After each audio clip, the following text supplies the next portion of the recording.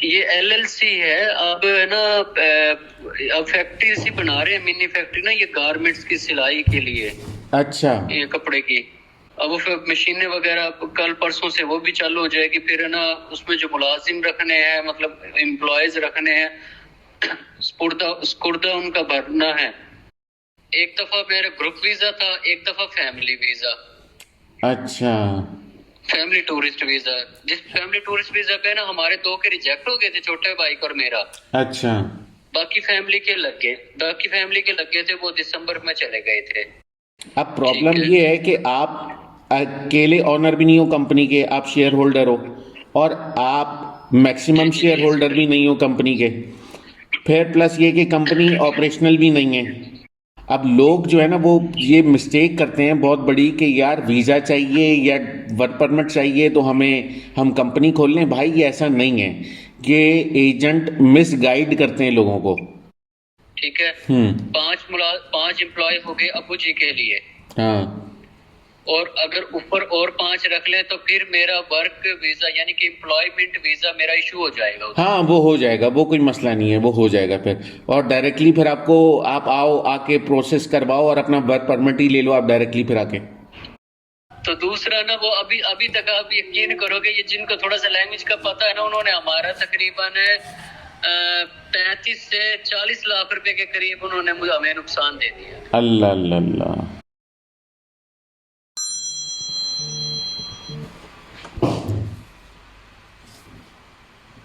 Hello. Hello अस्सलाम वालेकुम।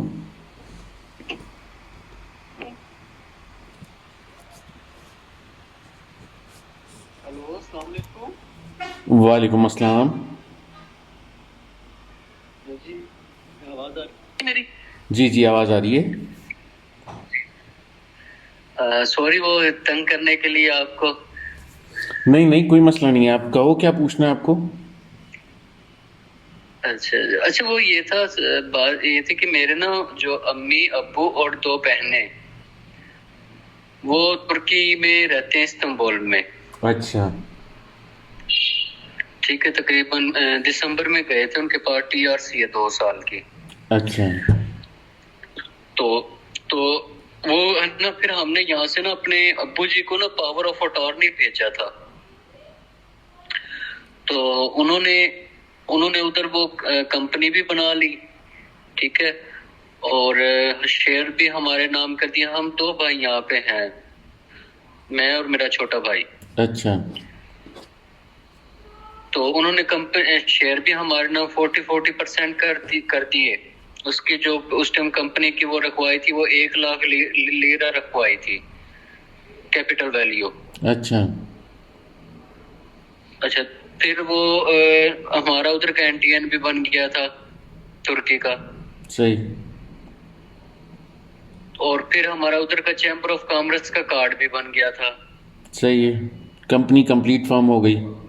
तो जी वो कंप्लीट होगी। अब वो मैंने लास्ट टाइम है ना अप्लाई किया था बिजनेस वीजा, स्पॉन्सर लेटर में अब्बू जी ने भेजा था मुझे, तो मैंने वो फिर बिजनेस वीजा अप्लाई किया था। अच्छा। लेकिन लेकिन वो हो गया था रिफ्यूज। अब मेरा जो टोटल है वो 5 दफा रिफ्यूज हो चुका है बिजनेस वीजा ना। 2 दफा मैंने टूरिस्ट वीजा अप्लाई किया था, एक दफा 3 दफा टूरिस्ट वीजा अप्लाई किया था, एक दफा फैमिली के साथ, एक दफा ग्रुप के साथ, और एक दफा सिंपल। अच्छा। और एक दफा तुर्किश लैंग्वेज कोर्स का अप्लाई किया था। फिर अब मैंने ये लास्ट टाइम मतलब अब ये अप्लाई किया था, तो ये भी रिफ्यूज हो गया।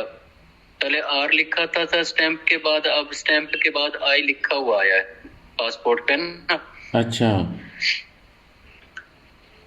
तो अब मैं ये पूछना चाह रहा था आपको, इसलिए तंग कर रहा था कि अब मैं अगर अपनी ही इसी कंपनी में वर्क वीजे पे जा सकता हूँ इस कंपनी में? यार सबसे पहले तो मुझे ये बताओ कि ये आपको मशवरा किसने दिया था कि कंपनी खोल लें आप। नहीं, कंपनी खोलने का मशवरा तो यूं किसी ने नहीं दिया था, लेकिन काम शुरू करने से पहले ना कोई भी तो वो कह रहे थे कि कंपनी वो कुछ बनाना जरूरी है। तो आपने क्या कंपनी बनाई है, किस चीज़ की है वो। ये एलएलसी है। अब है ना, अब फैक्ट्री सी बना रहे हैं, मिनी फैक्ट्री ना, ये गारमेंट्स की सिलाई के लिए, अच्छा ये कपड़े की। अब वो फिर मशीनें वगैरह कल परसों से वो भी चालू हो जाएगी। फिर है ना, उसमें जो मुलाजिम रखने हैं, मतलब एम्प्लॉयज रखने हैं, स्पुर्दा स्कुर्दा उनका भरना है। अकाउंटेंट है आपकी कंपनी का? अकाउंटेंट है, अच्छा। और जिसे महासपा कहते हैं ना, हाँ। वो है जी। और कितना टाइम हो गया कंपनी खुले हुए? कंपनी खुले हुए तकरीबन हो गए हैं कोई 4-5 महीने हो गए होंगे, शायद ज्यादा ही ना हो गए हों। अच्छा, तो ये आपने बेसिकली गारमेंट कंपनी रजिस्टर्ड करवाई है, गारमेंट मैन्युफैक्चरिंग? नहीं, ये बेसिकली गारमेंट तो नहीं है ये। नहीं नहीं, फिर जो कंपनी रजिस्टर करवाई है जी कंपनी। उसमें गारमेंट्स भी है। उसमें उसमें ना उसमें मतलब काफी चीजें लिखवाई थी, फार्मिंग, इंपोर्ट एक्सपोर्ट वगैरह ना। अच्छा अच्छा अच्छा अच्छा। हाँ जी। तो इसमें पार्टनर कौन कौन है? पार्टनर तो इसमें कोई नहीं है। अब मेरे जो वालिद है, जो उधर इस टाइम उधर रह रहे हैं ना, जी। इस्तांबुल अर्नावुत कोई में। अच्छा। तो 20% उनके पास है, 40% मेरे पास, और 40% मेरे छोटे भाई के पास है। अच्छा अच्छा अच्छा। और इसमें कोई पार्टनर नहीं है। और अभी कितने लोग इस कंपनी में काम कर रहे हैं? कोई अब टर्नओवर हो रहा है वैसे इसमें? तो है, अब जो हमने शुरू, जी, कोई टर्नओवर हो रहा है अभी? नहीं, अभी अभी टर्नओवर तो ये है कि क्या नाम है, अब इंशाल्लाह ये अब शुरू करना है तकरीबन 20-22 लोगों का। अच्छा। अभी आपको कोई अभी अभी आपको ना बेसिकली ये कंपनी आपकी ही फैमिली में मल्टीपल लोगों पे डिपेंडेंट है, शेयर होल्डर आप ही की फैमिली के हैं, और अभी रिसेंटली जी ही ये कंपनी फॉर्म किया, अपने कैपिटल आपने डाला था 1 लाख टर्किश लीरा इस कंपनी में? जी जी, 1 लाख टर्किश लीरा इसमें मतलब इसके अकाउंट तो जो था ना, जी। खुलवाया नहीं, सॉरी, इसमें इसकी ये रखा था इसमें ना, वो 1 लाख लीरा इसकी जो कैपिटल वैल्यू है। नहीं तो आपने कैपिटल वैल्यू डाली थी, पैसे डाले थे अकाउंट में? उस वक्त तो अकाउंट भी इसका नहीं खुल रहा था। वो बैंक वालों ने कोई डॉक्यूमेंट्स मांगे थे, वो करके उनको दिए दिए हैं कि दे रहे हैं। तो अभी तक इसके अकाउंट में कितना पैसा है, कंपनी के अकाउंट में? कंपनी के अकाउंट में कोई पैसे हैं? अभी 2-3 दिन में अकाउंट खुलेगा इसका जी। अच्छा। बेसिकली यार आपकी कंपनी जो है ना बिल्कुल ऑपरेशनल नहीं है, और अभी तक किसी हाँ जी। किस्म की कोई एक्टिविटी नहीं है इस कंपनी के अंदर।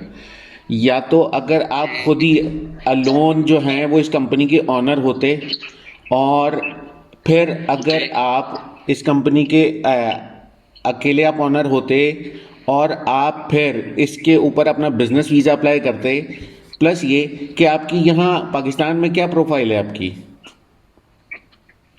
मेरी यहाँ पे जो है वो अब मतलब मेरे है मोबाइल एंड एसेसरीज का कारोबार। तो आप यहाँ रजिस्टर हो सब? होलसेल और रिटेल। आप रजिस्टर हो जी, वो या? उसमें मेरा जी जी रजिस्टर एफबीआर में भी है मेरा, वो एनटीएन वगैरह में भी मेरा सारा, मैंने ये सबमिट किए थे डॉक्यूमेंट्स यहाँ से, बैंक स्टेटमेंट वगैरह भी। अच्छा, जब आपने वीज़ा अप्लाई किया था? जी, जब वीजा मैंने अप्लाई किया था, साथ उधर से मेरे अब्बू जी ने स्पॉन्सर लेटर भेजा था, वो सारा उधर से गवर्नर वगैरह के सिग्नेचर करा के, पाकिस्तानी कौंसलेट से अटेस्टेड करवा के सारा कुछ, और उधर टापू भी लगाया था जो घर उधर खरीदा हुआ था। अच्छा, तो वो जो घर खरीदा हुआ है वो आपके नाम पे है क्या? नहीं, वो मेरे नाम पे नहीं था, वो क्योंकि अब्बू जी ने स्पॉन्सर लेटर भेजा था तो उन्हीं के नाम पे था वो। अच्छा अच्छा अच्छा अच्छा। चलो बहरहाल कंपनी ऑपरेशनल होगी ना तो इतना मसला नहीं होगा, आपको वीज़ा मिल जाएगा फिर, क्योंकि आप कंपनी के शेयर होल्डर हो तो डेफिनेटली आपको वीज़ा मिल जाना चाहिए। अभी कंपनी में किसी किस्म की कोई एक्टिविटी नहीं हो रही है। अगर आप कंपनी के अकेले ऑनर होते तो आपको कंपनी के बिहाफ पे वीज़ा मिलने में बड़ी आसानी होती। अच्छा, ये जो आपने बिजनेस वीज़ा अप्लाई किया है, इस बिजनेस वीज़ा अप्लाई करने से पहले आपने मल्टीपल कैटेगरीज में आप अप्लाई करते रहे कॉन्स्टेंटली? जी जी, मैं करता रहा था। पहले टूरिस्ट, एक दफा मैंने सिर्फ लैंग्वेज कोर्स पे किया था, तुर्किश लैंग्वेज कोर्स पे। अच्छा। और मैंने 4 दफा टूरिस्ट वीजा किया था। एक दफा सिंपल मैंने अकेले किया था, और एक दफा मेरा ग्रुप वीजा था, एक दफा फैमिली वीजा, अच्छा। Family tourist visa. जिस फैमिली टूरिस्ट वीजा पे ना हमारे 2 के रिजेक्ट हो गए थे, छोटे भाई का और मेरा। अच्छा। बाकी फैमिली के लग गए थे, वो दिसंबर में चले गए थे। अच्छा, आपकी क्या एज है? मेरी एज तो 30 है, तकरीबन 30। और एजुकेशन जी कितनी है सर। आपकी? एजुकेशन तो मेरी मैट्रिक ही लगा लें डॉक्यूमेंट्स में। अच्छा। हाँ जी। यार, अब कंपनी जब ऑपरेशनल होगी ना आपकी तो आपको वीज़ा मिल जाएगा, मसला होगा नहीं। लेकिन प्रॉब्लम ये है कि आपकी कंपनी के 3 पार्टनर हैं और आपकी कंपनी का हाँ जो जी। कैपिटल है वो भी बहुत कम है। या तो देखो, ये मुझे ठीक है। According to my previous knowledge, पहले 1 लाख टर्किश लीरा पे आपको, जो ऑनर होता था ना, कंपनी का ऑनर, 100% शेयर होल्डर, हाँ जी। उसको हाँ जी। हाँ इनिशियल जी। इनिशियल वर्क परमिट मिल जाता था। लेकिन अब उन्होंने वो पैसे ठीक बढ़ा है। दिए हैं। इस वक्त करंटली वो पैसे कितने हैं मुझे नहीं मालूम। तो अब ठीक प्रॉब्लम है। ये है कि आप अकेले ऑनर भी नहीं हो कंपनी के, आप शेयर होल्डर हो, और आप जी मैक्सिमम जी शेयर जी। होल्डर भी नहीं हो कंपनी के। फिर प्लस ये कि कंपनी ऑपरेशनल भी नहीं है, और हाँ करंटली जी। अभी कंपनी में कोई काम भी नहीं कर रहा।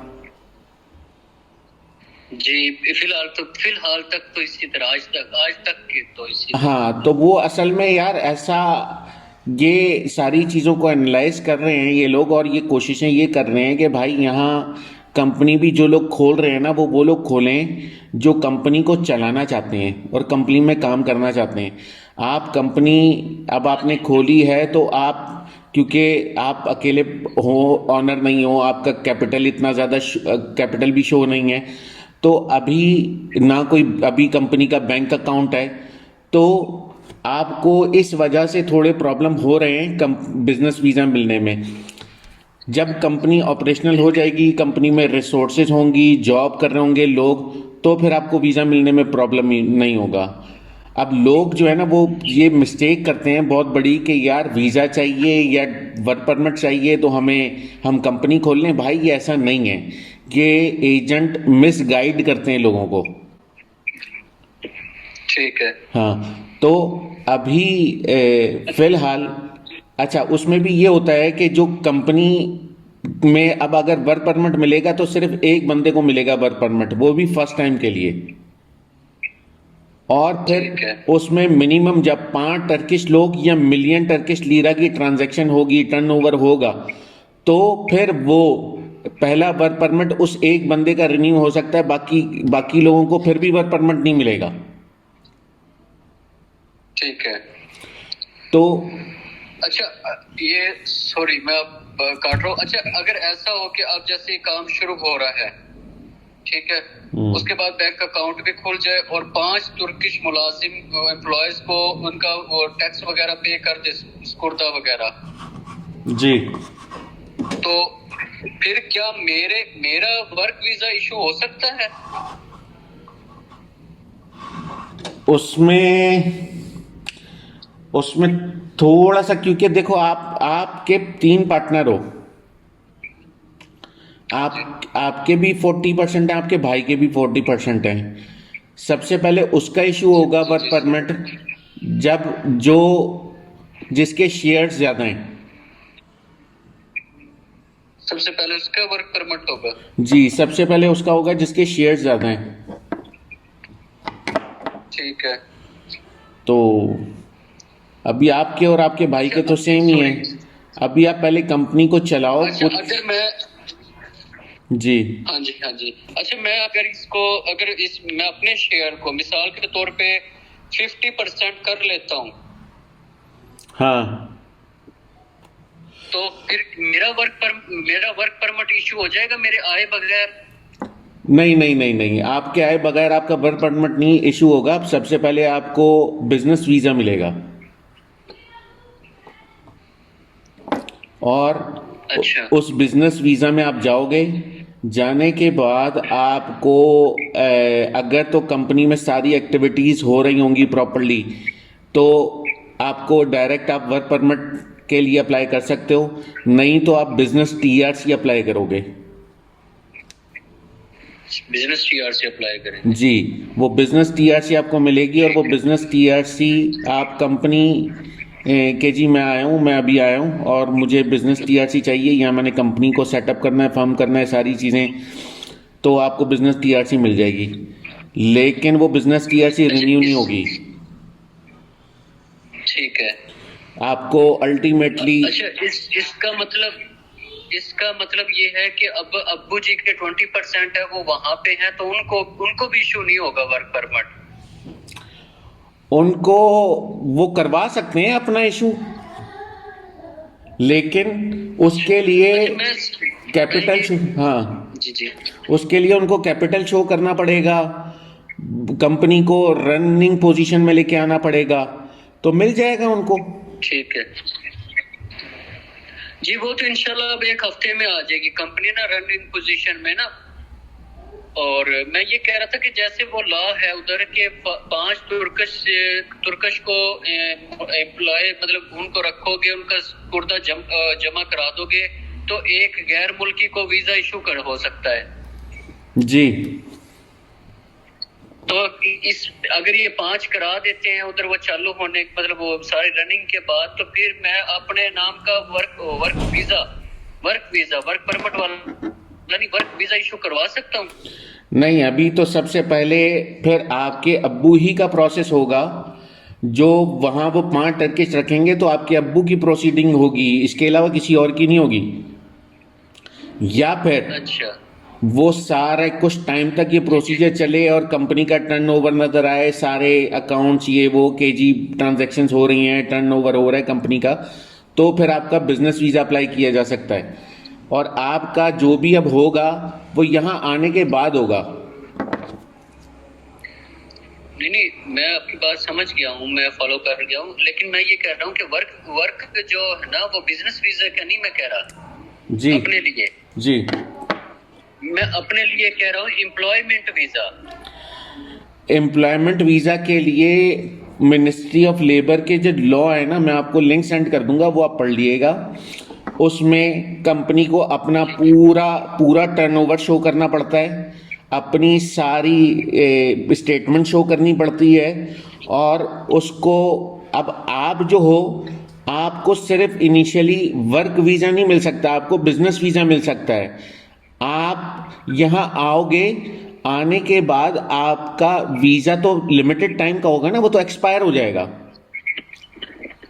हाँ जी हाँ जी। आप या तो फिर बिजनेस टीआरसी अप्लाई करोगे,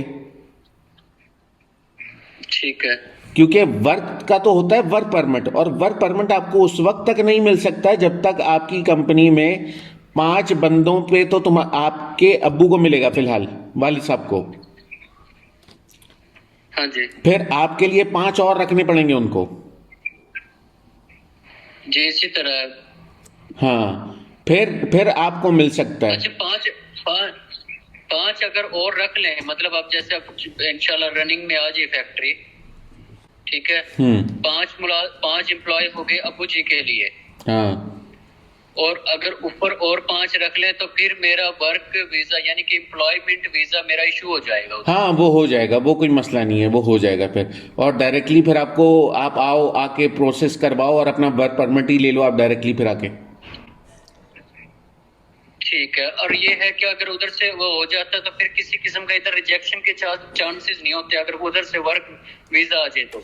हाँ, वो आपकी चैम्बर ऑफ वो मिनिस्ट्री ऑफ लेबर से आपकी अप्रूवल आएगी, सारे आपके डॉक्यूमेंट्स उसमें लगे होंगे और कंपनी का पूरा अकाउंट्स उसमें शो हो रहा होगा, तो वो फिर मसला ही नहीं। और आपके जितने 10 टर्किश की सैलरीज और उनका सिक्योरता जा रहा होगा तो मसला है ही नहीं फिर वो। जी ठीक हो गया जी। तो आप किस चीज़ की कंपनी खोल रहे हैं? इसमें तकरीबन भाई मैंने अब है ना गारमेंट्स की इस वक्त जो अब बिल्कुल जो फर्स्ट काम है ना हमारा जी, वो गारमेंट्स फैक्ट्री का है। मशीनें हमने मंगवा ली हैं, सारा कुछ हो गया। आज मीटर वगैरह का हो जाएगा। अच्छा अच्छा इंशाल्लाह कल परसों से वो रनिंग में आ जाएगी। अच्छा। तो गारमेंट फैक्ट्री में तो मसला ही नहीं है ना, आप 20-25 बंदे तो इतने आराम से रख सकते हो, क्योंकि आपको सारे काम करने होंगे वहाँ, स्टिचिंग, कटिंग, पैकिंग, शिपमेंट। जी 12 बंदे तो हम अभी तक रख चुके हैं। अच्छा अच्छा अच्छा, फिर तो यार आपके अकाउंट्स वगैरह चलने शुरू हो गए होंगे। लेकिन काम हम अच्छा बंदे रख चुके हैं, अभी काम स्टार्ट होगा तो उसके बाद फिर वो उनका सब कुछ होगा ना। तो आपने अकाउंटेंट आपके जो आप रिसोर्सेज आप लोगों ने हायर किया, अकाउंटेंट उनके लेजर मेंटेन कर रहा है प्रॉपरली? सॉरी क्या समझ नहीं आया, आपकी आवाज कट गई। आपने जो अकाउंटेंट हायर किया है वो अकाउंटेंट आपने जो रिसोर्सेज जो बंदे रखे हैं 12, उन बंदों का लेजर मेंटेन कर रहा है, उनका सिक्योरता, उनके अपॉइंटमेंट लेटर, उनके इंश्योरेंस, उनके इंश्योरेंस नंबर सब मेंटेन कर रहा है ना? हाँ जी, वो सारे तकरीबन रेडी है। नेक्स्ट वीक इंशाल्लाह ये सारा कुछ सारा कुछ हो जाएगा। तो बस फिर ये सब कुछ करने के बाद अपना वीजा अप्लाई करना आप। अच्छा जी। हाँ, क्योंकि आपकी जो कंपनी है अभी तक कंपनी किसी वर्किंग पोजीशन में नहीं है, तो आपके लिए कोई फायदा नहीं है अभी। हाँ जी बिल्कुल इसी तरह। फिलहाल तो कोई वर्किंग में, आज तक तो कोई वर्किंग में नहीं है। अब नेक्स्ट वीक से इंशाल्लाह वर्किंग में आ जाएगी डॉक्यूमेंट्स में। हाँ, तो जब वर्किंग में आ जाएगी तो फिर आपको बेनिफिट होगा और फिर आपको वीजे का भी कोई प्रॉब्लम नहीं होगा, आराम से वीजा मिल जाएगा, बिजनेस वीजा भी मिल जाएगा, वर्क वीजा भी मिल जाएगा। फिर इसी तरह करता हूँ कि मेरा 5 दफा रिफ्यूज है ना, थोड़ा घर वाले भी डर रहे हैं और सारा, मैं कहता हूँ कि मैं अपना वर्क वीजा ले लेता हूँ। और जो मेरा छोटा भाई है उसका तो एक ही दफा फैमिली टूरिस्ट वीजा हो गया था रिजेक्ट, तो उसका फिर वर्क वीजा का वो बिजनेस वीजा कर लेते हैं।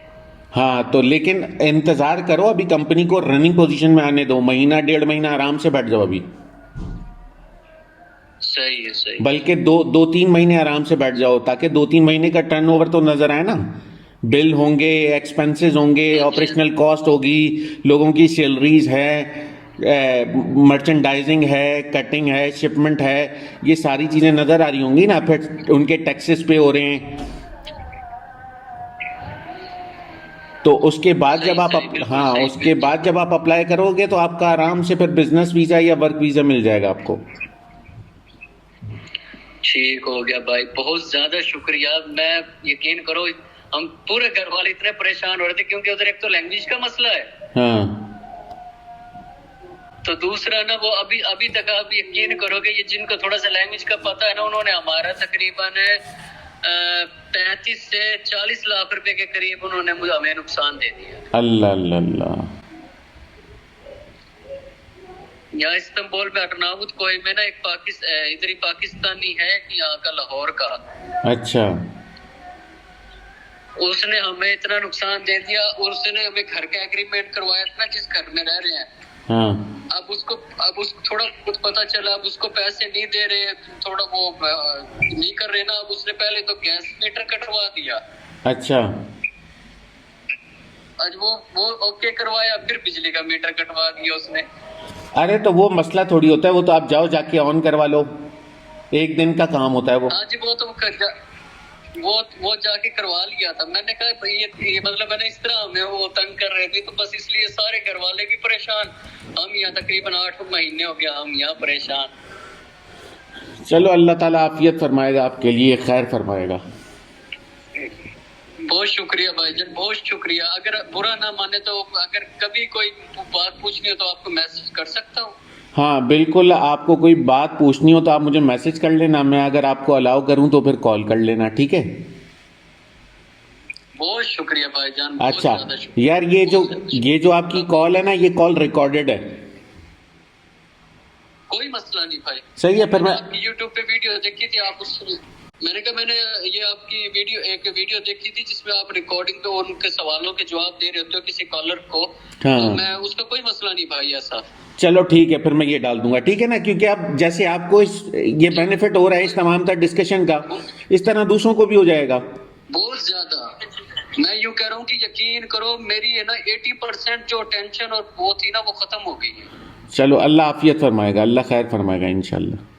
अल्लाह पाक आप सब पे, आपके घर पे, आपके कारोबार पे रहमत करे। बहुत ज्यादा। आमीन आमीन। अस्सलाम वालेकुम। बहुत शुक्रिया भाई। वालेकुम अस्सलाम।